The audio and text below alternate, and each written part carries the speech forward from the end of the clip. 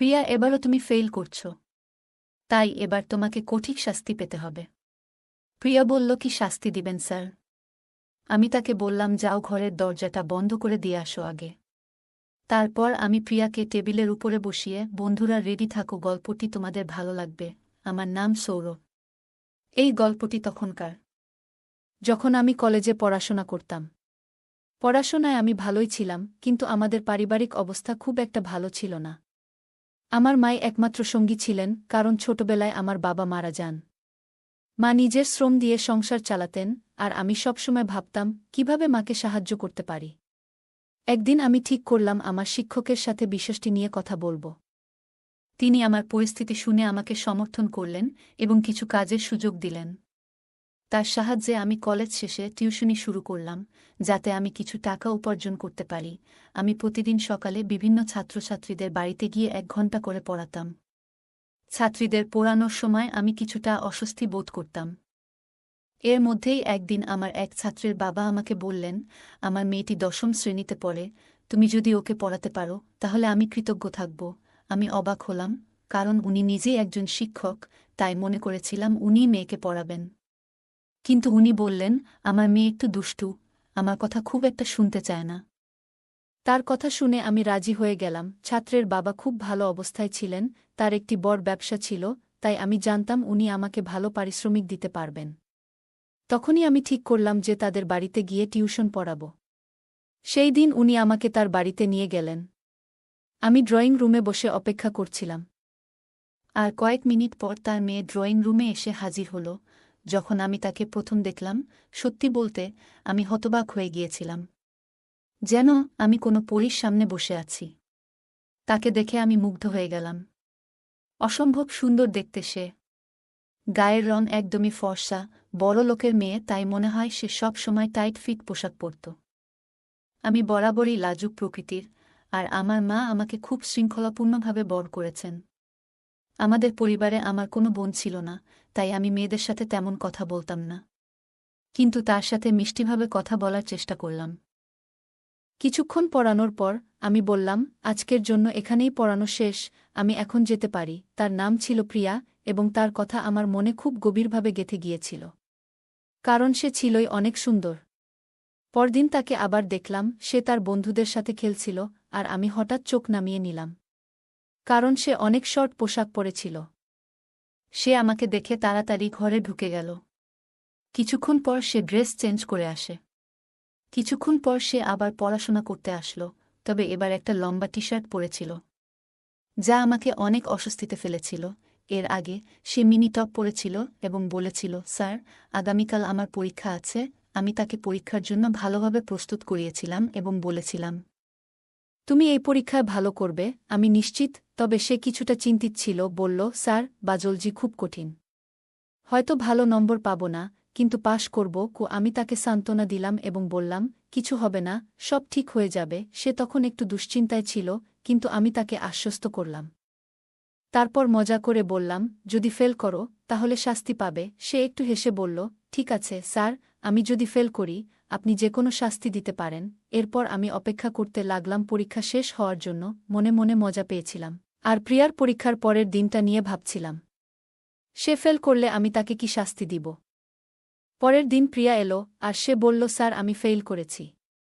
আর আমি মজা করে রাগ দেখিয়ে বললাম, তোমাকে ভালোভাবে পড়িয়েছি, কিন্তু তুমি ফেল করেছ। সে আমার কথা শুনে হেসে বলল, স্যার, আপনি যেই শাস্তিই দেন আমি তা মেনে নেব।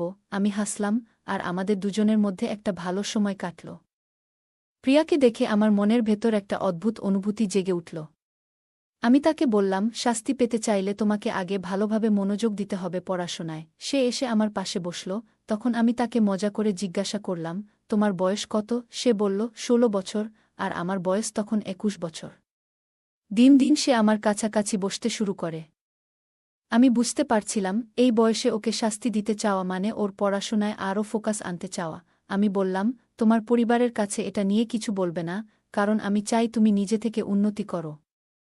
সে শান্তভাবে মাথা নাড়ল। হতো সে অন্য কিছু ভাবছিল। আমি মনে মনে ভাবছিলাম, আমার নিজের মনও এদিকে খুব একটা সায় দিচ্ছিল না। ছোটবেলা থেকে মায়ের শেখানো মূল্যবোধ আমাকে থামিয়ে দিয়েছিল। তাই আমি শেষমেশ সিদ্ধান্ত নিলাম, আজ তাকে শাস্তি দেব না, বরং ভবিষ্যতে কোনো ভুল করলে সেখান থেকে শেখার সুযোগ দেব। আমি তাকে পড়ানোর জন্য ফের মনোযোগ দিলাম, আর সে হাসিমুখে পড়ায় মন দিল। এর কিছুদিন পর স্যার আমার কাছে এলেন। তিনি আমাকে বললেন, তোমার সাথে একটা কথা আছে প্রিয়াকে নিয়ে। আমি ভাবলাম, স্যার কি বলতে চাইছেন? স্যার বললেন, আমাকে কয়েকদিনের জন্য বাইরে যেতে হবে। শহরে আমার আর কেউ নেই, তাই আমি চাই আমার মেয়েকে তোমার জিম্মায় রাখি। তুমি তো দায়িত্ব নিতে পারবে, তাই না? আমি মনে মনে অনেক খুশি হলাম। ভাবলাম তাহলে তাকে আমি সারা দিন পাশে পাব। স্যারের কথায় আমি একটু অবাক হয়ে গেলাম, কিন্তু মনের গভীর থেকে ভাবলাম, যেহেতু মা বাড়িতে আছেন, তাই আমি এই দায়িত্ব নিতে পারব। আমি স্যারকে বললাম, কোনো সমস্যা নেই, আমি ওকে দেখে রাখব। স্যার তখন প্রিয়াকে ডেকে বললেন, তোমাকে কয়েকদিনের জন্য সৌরভ স্যার এর কাছে থাকতে হবে।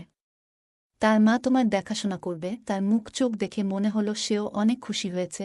জানি না কেন, প্রিয়া তার ছোট ব্যাগ নিয়ে প্রস্তুত হয়ে গেল।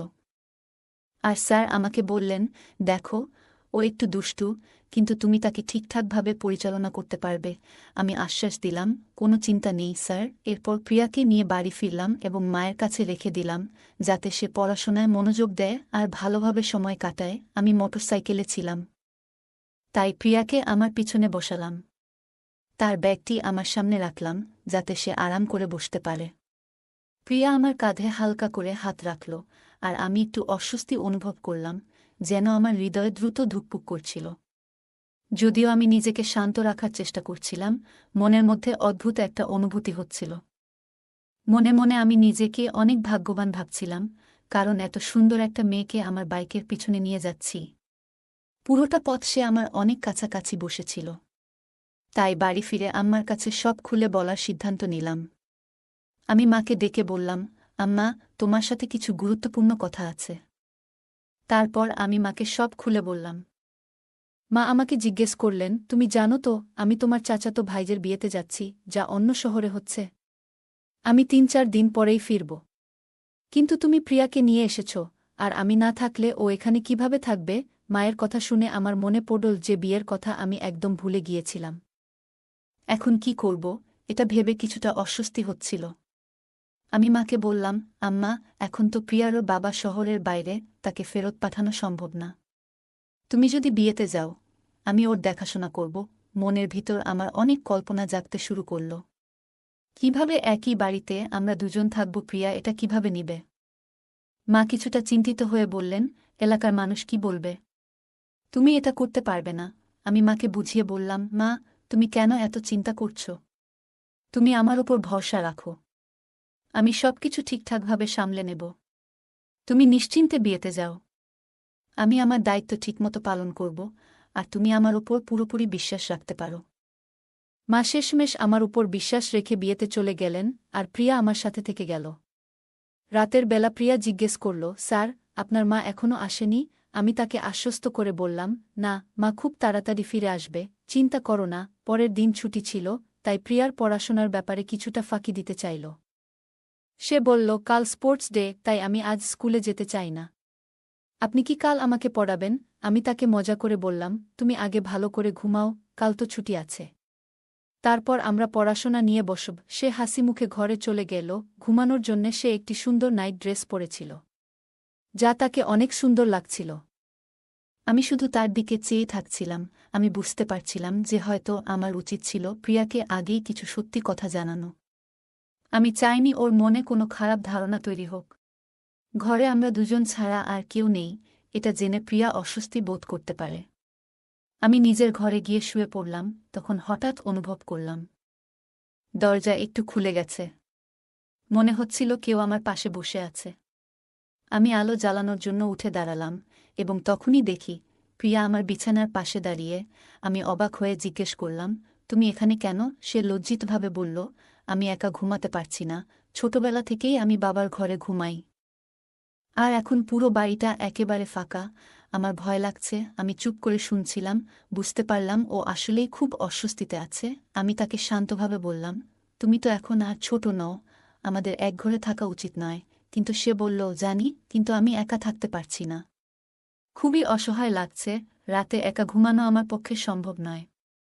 তার কথা শুনে আমি বিব্রত বোধ করছিলাম, কারণ ও সত্যিই খুব ভয় পাচ্ছিল।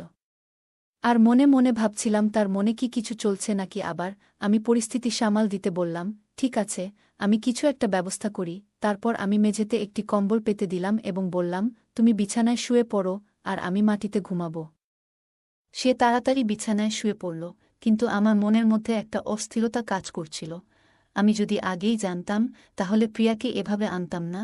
আমি মেঝেতে শুয়ে পড়লাম, কিন্তু প্রিয়া ঘুমের ধরন আমাকে বেশ অস্বস্তিতে ফেলছিল।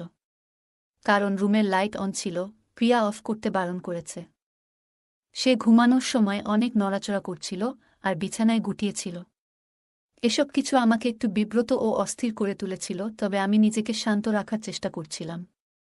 মনে মনে ভাবছিলাম এই ধরনের পরিস্থিতিতে কিভাবে আরও ভালোভাবে সমাধান করা যেত। আমার আবেগ কিছুটা নিয়ন্ত্রণের বাইরে চলে যাচ্ছিল। পরের দিন সকালে আমি নিজেকে শান্ত রাখার চেষ্টা করলেও প্রিয়া একটু কড়া ধমক দিলাম, তুমি এমনটা কেন করছো? আমি সিদ্ধান্ত নিয়েছিলাম পড়ানোর সময় ওকে একটু বেশি শাসন করব যাতে সে শিখতে মনোযোগী হয়। শুরুতেই আমি ওকে প্রতিটি বিষয়ে মন দিয়ে পড়তে বললাম এবং যদি ও ভুল করে আমি ওকে সংশোধন করতে বলতাম। প্রিয়া কিছুটা অবাক চোখে আমার দিকে তাকাল। আমি বুঝতে পারলাম ওর হয়তো একটু ভয় পেয়েছে, কিন্তু আমি শুধু চাইছিলাম ও যেন পড়াশোনায় আরও মনোযোগ দেয়। তবুও কিছু সময় পর ও বলল, ঠিক আছে, আমি আর কিছুতেই আপনাকে বিরক্ত করব না। যদিও আমার কিছুটা কষ্ট হচ্ছিল, আমি ওকে ফেরত পাঠাতে পারিনি। এভাবে কিছু দিন কেটে গেল। এরপর প্রিয়া তার বাবাকে সব জানাল, কিন্তু তার বাবা আমাকে দোষারোপ করেননি। বরং উনি বললেন, আমি জানি আমার মেয়ে একটু দুষ্টু, কিন্তু ও এখনও ছোট, তুমি তাকে শাসন করো, কোনো সমস্যা নেই। আমি চুপচাপ শুনে বললাম, এতে কোনো সমস্যা নেই। ও আসলেই এখনও অনেক কিছু শিখছে। স্যারের কথা শুনে মনে হল উনি আমাকে বুঝতে পেরেছেন। কিছুদিন পর স্যার বললেন যে প্রিয়াকে অন্য একজন শিক্ষক পড়াবে, যাতে ওকে আরও ভালোভাবে গাইড করা যায়। আমি একটু অবাক হয়েছিলাম, কিন্তু বুঝতে পারলাম এটা প্রিয়ার জন্য ভালো। সময়ের সঙ্গে সঙ্গে ওর প্রতি আমার অনুভূতিগুলোও পরিবর্তিত হল। ধীরে ধীরে ওকে ভুলে যেতে শুরু করলাম, যদিও ওর চোখে দেখা সেই কষ্ট আমার মনে থেকে গিয়েছিল। অনেক বছর পর শুনলাম প্রিয়া এখন বিশ্ববিদ্যালয়ে পড়ছে। আমি অবাক হলাম, কারণ তখনও আমি মনে করতাম ও ছোট মেয়েটাই রয়ে গেছে। ওর পরিবর্তন দেখে আমি ভাবলাম সময় কত দ্রুত পাল্টে যায়। ওর পড়াশোনায় মনোযোগ আর ওর ভবিষ্যতের জন্য আমি সত্যিই গর্বিত। গল্পটা কেমন লাগলো জানাতে ভুলবে না। আরও মজার মজার রোমান্টিক গল্প শুনতে চাইলে ভিডিওটি লাইক, শেয়ার এবং চ্যানেলটি সাবস্ক্রাইব করতে এবং বেল আইকনটি ক্লিক করতে ভুলবে না। ধন্যবাদ।